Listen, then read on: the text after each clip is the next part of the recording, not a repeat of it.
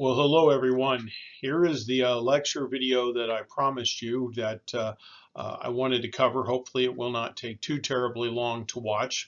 As always, remember that you can start and stop this video so that you can turn around and view it as needed. And that is always a available option in that regard. So let's go ahead and talk about this next chapter. This is the material on physical and intellectual development. We are now up to middle adulthood. Remember that when I speak of middle adulthood, we're talking about age 40 to 60. That's what we're looking at this time. So let's go over some of the stuff that's happening.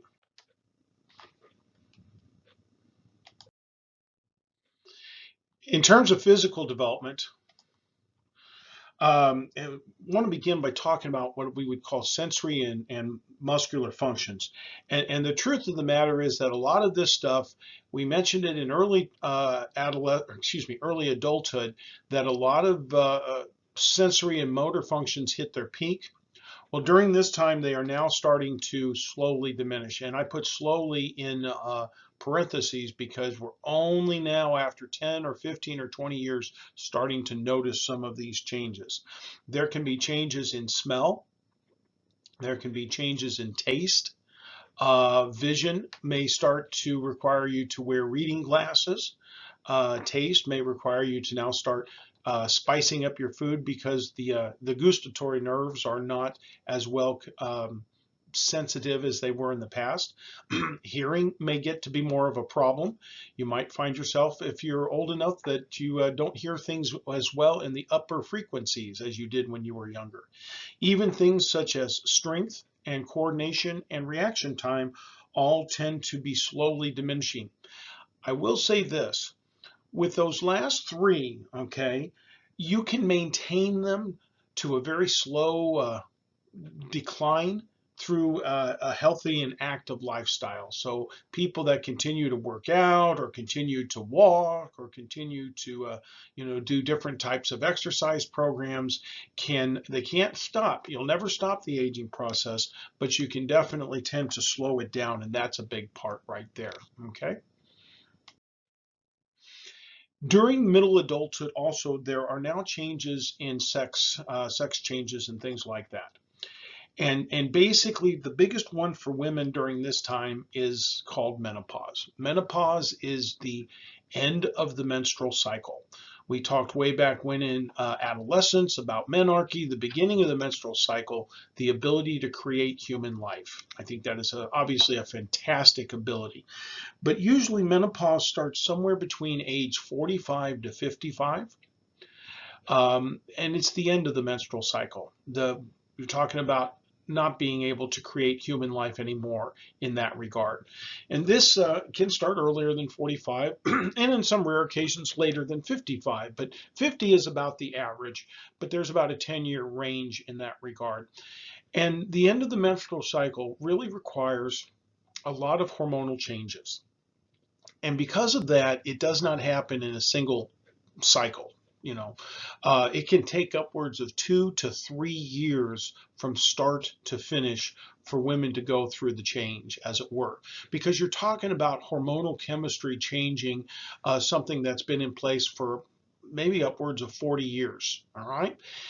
And along with these changes, you may see things such as changes in bone density. You can see changes in how you sense temperature, hot flashes, cold flashes, and things like that can happen. You can even feel those temperature changes on the skin and stuff like that as these things are going on. All right, so that's a big part of it for women in that regard. For men, there really is no major change that happens just in a 2-year span or a 1-year span or a 6-month span, but they do find that maintaining and achieving an erection for men gets to be more challenging as you get older. It becomes more difficult, and the issue of impotency, all right, can actually occur during this time. The inability to even begin to have sex with a partner, and that can be very severely psychologically and emotionally damaging. Menopause and impotency. you know, basically can be perceived, or has in the past, is perceived as signs that you're coming to the autumn of your life, that you no longer can have children, you no longer can create children, do your part to create children. And for many, it has been seen as quite the sign that you're coming to the autumn of your life. What we find now, more in present day, is that women and men don't necessarily see it that way. For women, menopause can be perceived as an opportunity to be more sexually active without the concern and worries of pregnancy. And there are medications out there to help with issues of bone density and dealing with the effects of these hormonal changes. The same with men. We can joke about it, but there are medications out there designed to help men that have issues such as impotency and what is called erectile dysfunction. That's the science of it all. So a lot of men and women no longer see this as the big sign that they're coming to the autumn of their life as they have in the past. So it doesn't carry with it the stigma it did in previous generations. Let me also turn around and spend a little bit of time talking about intelligence. Okay, so I don't have a lot to say on the physical development. I'd say a little bit about intellect in middle adulthood here. I will say this, a lot of studies of intelligence are found in childhood and adolescence and early adulthood. The number of studies of intelligence and how intelligence develops and changes in middle adulthood are limited. There really aren't those. A lot of them tend to focus more on semantic knowledge, okay? Um, and what you find is that semantic knowledge is general information, facts, stats, things of that sort. And that starts to go, all right? Our studies find that with a lot of adults, middle adulthood, that there's diminishing intellect in terms of semantic knowledge. They don't have as much, they don't always remember as much, and so on. And I'll talk about it here shortly, what can be done about that. Now, when they have done tests of middle adults and measured and tested their ability to apply knowledge, okay, tests that focus on applied and situational variables actually show much better results. Much better results. So you have adults that don't really do as much in terms of knowing just general facts and figures and what some might call trivia, but they do know application and so on, which helps us lead into our next point. We can turn around and talk about what is called crystallized and fluid intelligence, okay? This really comes into play a lot during this time because we get to see how both work and how they influence adults, and how it changes from how it was in childhood and early adolescence and adulthood versus now.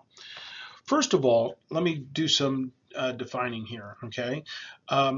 Crystallized intelligence usually focuses more on the ability to remember and use learned information. So it's all about application. Okay, that's what crystallized intelligence is. How good are you at taking what you've learned and applying it? All right, because that's really what life is a lot of times. You become a surgeon or an ER doctor. It's not enough to just know the general information. You need to know how to apply it.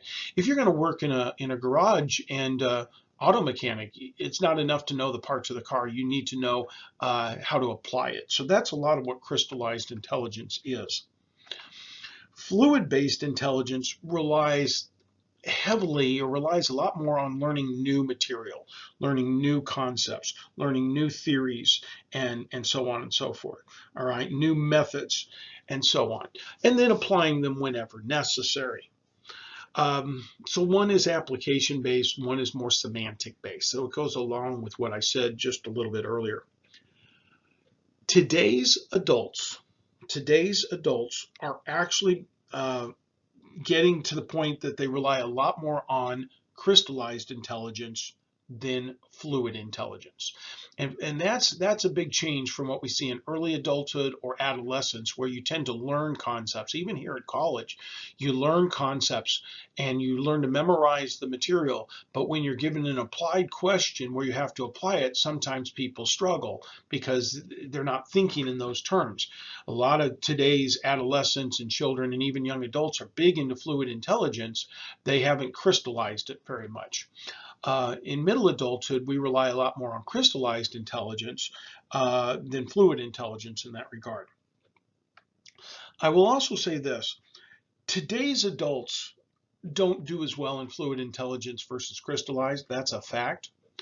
But what we're finding is that the way they handle this, for some, is that they're actually turning around and returning to college. Okay, they're returning to school, they're returning to environments where they can learn this kind of material. All right, sometimes, you know, returning to school is a way to make fluid intelligence go back up. It's not the inability to learn the material. It's the fact that you haven't needed to learn fluid intelligence. Your life is much more application based, and so on and so forth. But now when you have people in middle adulthood that are having to return to school, and the reasons are many. Why return to school? Okay, in that regard. Well, one of the reasons is that a lot of new jobs today require you to update your knowledge. What you knew before isn't enough. There are changes. So you have to go to professional development. You have to go to seminars. You have to go back and get the new degree. You got to go get certification. You have to update your knowledge on a job. Other people return to school and stuff basically because they are starting a new career. And we'll talk about that a little bit later in middle adulthood. A second reason why fluid intelligence and returning to school happens is that you've been in a particular job for an extended period of time. Maybe that job is gone. Maybe that job is going to go away. Or maybe you're just tired of it. And so you return to school to learn a new trade and therefore, get back out in the workforce. The college here has actually had a lot of that. People that, they worked in manufacturing, the jobs started to fall off, and they returned here to learn new trades, how to get into one of the different allied health fields or into a business field or into a technical field and stuff like that. And the third reason why some people return to school, especially in middle adulthood, is they're just interested in learning. They want to learn new traits, new tasks, new skills, new abilities, and that's why they take the classes. They may work to get a full degree. They may turn around and take just a series of classes to help them learn a particular trait or skill or trade or just general knowledge in that regard. I will say this about middle adults returning to school. A couple things worth noting is that it actually can be pretty intimidating for people in their 40s and 50s and 60s to be sitting in college, sometimes next to, kids that are 18 and 20 years of age and stuff like that. Our studies find that middle-aged adults tend to be more nervous about the classroom than their younger counterparts. So that's one characteristic worth noting. They haven't been there for a long, long time, and they're not sure how this is going to go. And so that can be a big, big concern and big cause in that regard. But the other thing we find with people in middle adulthood is that when they return to school, a lot of times they're more motivated. They are more motivated than their young counterparts. I can honestly say that over my many years of teaching, I've seen instances, a few, where basically you have a mother-daughter both taking the same class, and the mom is taking it for whatever reason. The daughter may need it, and mom's more motivated. She's more interested in learning the material than the daughter is. And to be fair, I can see the same thing in fathers and sons. I'm not picking on the genders here, where the father is more interested in learning some concept or trade or whatever, and the son not so much in that regard. So there's some trade-off going back to school and what it's all about. Okay. All right, that's all that I've got for now, talking about the different types of intelligence, talking about the physical changes that goes on, fluid versus crystallized, and how to make your fluid intelligence better by returning to school and stuff like that. All right, have a good one. There will be a quiz over this material once we get back together. Take care.